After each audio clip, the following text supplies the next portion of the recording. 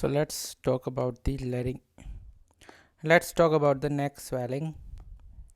सबसे पहले बात करते हैं हम एक congenital mid line neck swelling की, जिसे कहते हैं हम थायरोग्लोसल सिस्ट।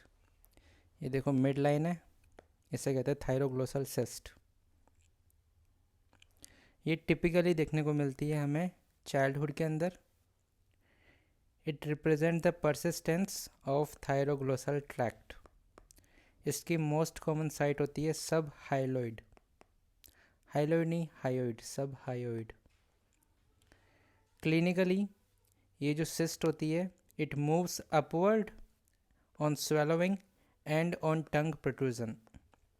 ये क्या इंडिकेट करती है? This indicate attachment to the hyoid bone. Swelling कैसी होती है? स्मूथ होती है, सॉफ्ट होती है, फ्लक्चुएंट होती है, क्योंकि ये एक सिस्टिक स्वेलिंग होती है। नॉन टेंडर होती है, कोई दर्द नहीं होता इसके अंदर। मोबाइल होती है और it does transilluminate. Complications क्या क्या हो सकती है? तो थायरोग्लोसल फिस्टुला इसकी एक कॉम्प्लिकेशन होती है, लेकिन ये मोस्ट कॉमन कॉम्प्लिकेशन नहीं होती है। मोस्ट कॉमन कॉम्प्लिकेशन होती है इसके अंदर infection. This is the thing that we need to remember. इसके अलावा इसकी कॉम्प्लिकेशंस के अंदर मैलिग्नेंसी भी आती है। कौन सी malignancy? Thyroid papillary carcinoma. Management, इसका मैनेजमेंट होता है Sistrunk's operation is performed to excise the cyst.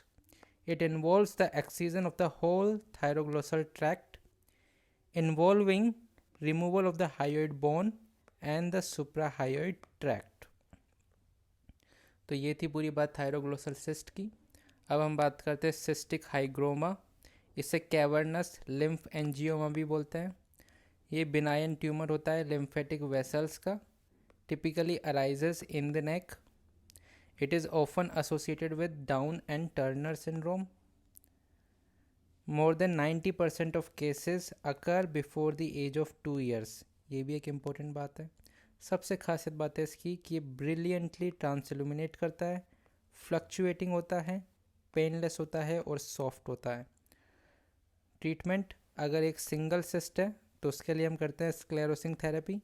वहीं अगर मल्टीपल सिस्ट है तो उस कंडीशन में हम करते हैं complete excision.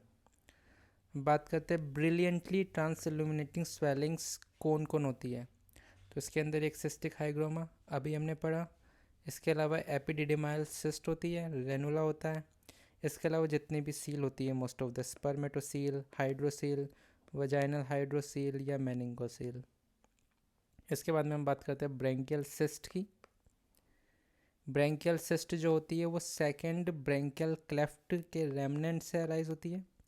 Second branchial cleft, ये याद रखना है हमें। स्वेलिंग वही smooth, fluctuant, soft and often transilluminate. It may get infected to form an abscess. एफनेक करते हैं तो वो शो करता है कोलेस्ट्रॉल क्रिस्टल्स, और इसका ट्रीटमेंट होता है कंप्लीट एक्सीजन। लैरिंगोसील की बात करते हैं। लेटरल स्वेलिंग होती है। ये क्या होती है? एयर फिल्ड सिस्टिक स्वेलिंग होती है नेक के अंदर due to the dilatation of the saccule. ये इसकी मैकेनिज्म ऑफ एक्शन है। It happens due to the dilatation of the saccule. More commonly देखा जाता है ये ट्रम्पेट प्लेयर्स के अंदर, ग्लास ब्लोवर्स के अंदर, वेट लिफ्टर्स के अंदर। ऐसा क्यों होता है उनके साथ? Due to a raised transglottic air pressure. Transglottic, ये ग्लोटिक है तो transglottic air pressure in these people. Neck swelling that increases in size on cuffing or Valsalva maneuver. A gurgling sound is heard. एक gurgling sound सुना जाता है when we pressing the swelling is suggestive of laryngocele. So this is about the all neck swellings.